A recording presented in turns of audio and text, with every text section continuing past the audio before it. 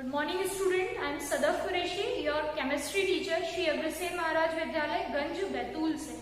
हमारा last video में हमने देखा था हेनरीज लॉ। हेनरीज लॉ के बाद जो नेक्स्ट टॉपिक है वो टॉपिक है कॉलिगेटिव प्रॉपर्टीज। कॉलिगेटिव प्रॉपर्टीज वो प्रॉपर्टीज हैं जो number of particles of solution में जितने नंबर ऑफ पार्टिकल है उन पर डिपेंड करती है। ये ना तो सॉल्यूशन में जो सब्सटेंस है उसके स्ट्रक्चर पर या उसके नेचर पर डिपेंड करती है, सिर्फ और सिर्फ किस पर डिपेंड करती है, नंबर ऑफ पार्टिकल्स पर ही डिपेंड करती है। अब नंबर ऑफ पार्टिकल्स कौन कौन से हो सकते हैं, तो मॉलिक्यूल्स हो सकते हैं, एटम्स हो सकते हैं और आयंस पर हो सकते हैं। सिर्फ कितने हो सकते हैं, मॉलिक्यूल, एटम और आयंस। ऐसी प्रॉपर्टीज को हम क्या कहते हैं, कॉलिगेटिव प्रॉपर्टीज कहते हैं। अब ये कॉलिगेटिव प्रॉपर्टीज कौन कौन सी है, तो देखिए जरा, पहली कौन सी है, relative lowering in vapour pressure, second है elevation in boiling point, third है depression in freezing point and the fourth is osmotic pressure. अब इन फोर कॉलिगेटिव प्रॉपर्टीज को हम वन बाय वन यहाँ पर समझेंगे। जो फर्स्ट है वो क्या है, relative lowering in vapour pressure या relative lowering of vapour pressure. ये जो टर्म है रिलेटिव लोअरिंग और वेपर प्रेशर, इसको मैं तीन पार्ट में डिवाइड करती हूँ। कैसे कैसे, फर्स्ट हम क्या समझेंगे, वेपर प्रेशर, सेकेंड क्या समझेंगे, लोअरिंग ऑफ वेपर प्रेशर क्या होती है, थर्ड हम क्या समझेंगे, relative lowering of vapour pressure. धीरे धीरे इस टर्म को हम समझते हैं। फर्स्ट क्या है, वेपर प्रेशर। बेटा वेपर तो आपको पता है क्या होती है, सब्सटेंस की गैसियस फॉर्म को हम क्या कह सकते हैं, वेपर कहते हैं।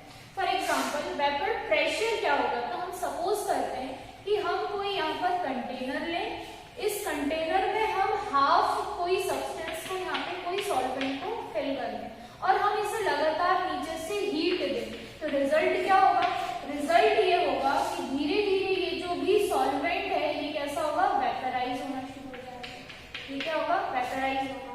धीरे धीरे हम इसको लगातार गर्म कर रहे हैं तो धीरे धीरे क्या होगा, ये पूरी जो वेपर है इस क्लोज कंटेनर के अंदर फिल हो जाएगी और एक ऐसी कंडीशन आएगी कि इस वेपर के बढ़ने के लिए, इस वेपर को भरने के लिए कोई जगह नहीं बचेगी।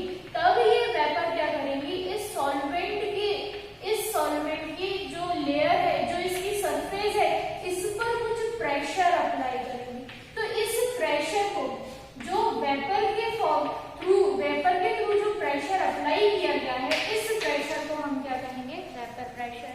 The pressure which is applied by vapour on the surface of solvent is called vapour pressure. ठीक है, चलो वेपर प्रेशर में अगला क्या है, लोअरिंग ऑफ वेपर प्रेशर है।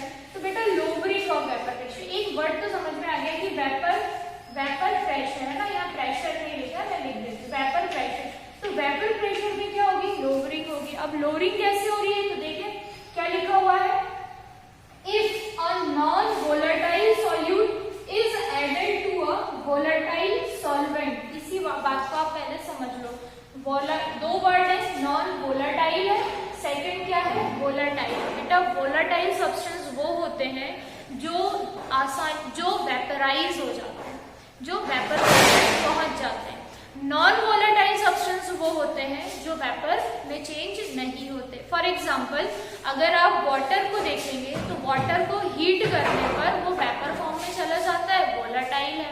इसी तरीके से आप सॉल्ट को देखेंगे, जो कॉमन सॉल्ट हम जो घर में यूज करते हैं, उसको आप गर्म करेंगे तो वो वेपर फॉर्म में नहीं जाएगा। तो ये सब्सटेंस क्या हो गए, नॉन वोलेटाइल हो गए। इसी तरीके से सॉल्ट को वाटर सी से अलग करते हैं कि वाटर को वोलेटाइल नेचर का होता है, वेपराइज कर लेते हैं, नीचे रिमेनिंग क्या बच जाता है, सॉल्ट बच जाता है। बिल्कुल इसी तरीके से हम सैंड यानी रेत को हम देख सकते हैं कि अगर रेत को आप डिजोल्व वाटर के साथ मिला लें, वाटर वेपराइज होकर अलग हो जाएगा, वोलेटाइल नेचर है। जो सैंड है वो नॉन वोलेटाइल है, वो एज इट इज वहीं पर रुक जाएगी। तो अब देखें कि किसी भी सॉल्वेंट में, वोलेटाइल सॉल्वेंट में अगर नॉन वोलेटाइल सॉल्यूट को ऐड करेंगे तो सॉल्यूशन का जो वेपर प्रेशर है वो डिक्रीज हो जाएगा, इट्स वेपर प्रेशर डिक्रीजेस। तो vapour pressure of solution is lower than the vapour pressure of pure solvent. इस बात को थोड़ा सा आप बेटा यहाँ पर समझ लो, है ना, इसको मैं यहाँ पे समझाती हूँ कि क्या हो रहा है। तो क्या हो रहा है कि अगर हम क्या करें, किसी कंटेनर के अंदर यहाँ पर क्या लिया, एक वोलेटाइल एक वोलेटाइल सॉल्वेंट ले। इस वोलेटाइल सॉल्वेंट को मैं एक और चीज कह सकती हूँ, क्योंकि इसमें कुछ ऐड नहीं है, तो ये क्या है, प्योर सॉल्वेंट है। ये क्या हो गया, प्योर सॉल्वेंट है। कुछ ऐड होगा तो वो मिक्स होगा, अभी ये प्योर है। अब इस वोलेटाइल सॉल्वेंट या प्योर सॉल्वेंट के अंदर क्या ऐड करें, तो इसके अंदर हम नॉन वोलेटाइल सॉल्यूट को हम ऐड करते हैं। तो जब नॉन सॉल्यूट को ऐड करते हैं तो क्या होगा, ये सोल्यूशन, अभी सोल्यूशन बन गया, सॉल्वेंट मिला, सॉल्यूट मिला, तो ये क्या बना बेटा, सोल्यूशन बना। तो इस सोल्यूशन का वेपर प्रेशर डिक्रीज हो जाएगा। किससे डिक्रीज होगा, प्योर सॉल्वेंट के वेपर प्रेशर से। एग्जांपल समझते हैं कि ये नॉन वोलेटाइल सॉल्यूट मिलाने के पहले जो वोलेटाइल सॉल्वेंट है, इसका वेपर प्रेशर कहाँ लिख लूं, यहाँ लिख लूं क्या, जो vapour pressure of pure solvent, जो vapour pressure of pure solvent है, हम इसको सपोज कर लेते हैं, किससे बता देते हैं, P0 से बता देते हैं। किससे बताया मैंने, P0 से बताया, ठीक है। हम सपोज करते हैं कि ये 10 बार है। बेटा ये क्या करना है, आपको सपोज करना है कि ये 10 बार है, कोई भी सॉल्वेंट हो सकता है। अब हमने जैसे ही इसमें नॉन वोलेटाइल सॉल्यूट ऐड किया, तो जो सोल्यूशन का जो टोटल वेपर प्रेशर हो गया वो डिक्रीज हो गया, यानी वेपर प्रेशर ऑफ जो सोल्यूशन बना ठीक वो हम PS से बता दें। सोल्यूशन का वेपर प्रेशर हो गया, ये कितना हो गया, 8 बार हो गया। मतलब ये जो डिक्रीज हुआ वेपर प्रेशर में, इस डिक्रीज को ही हमने क्या कहा, लोअरिंग ऑफ वेपर प्रेशर कहा। तो लोअरिंग ऑफ वेपर प्रेशर हम कैसे बताएंगे, ये क्या लिखेंगे भाई, vapour pressure of pure solvent minus vapour pressure of solution. ये इस तरीके से बात यहाँ पर बन गई थी। ये क्या बना आपके पास, लोअरिंग ऑफ वेपर प्रेशर बना, ठीक है क्या। अगली बात क्या है, relative lowering of vapour pressure. Lowering of vapour pressure तो है, लेकिन अब इसे क्या करना है, रिलेट करना है।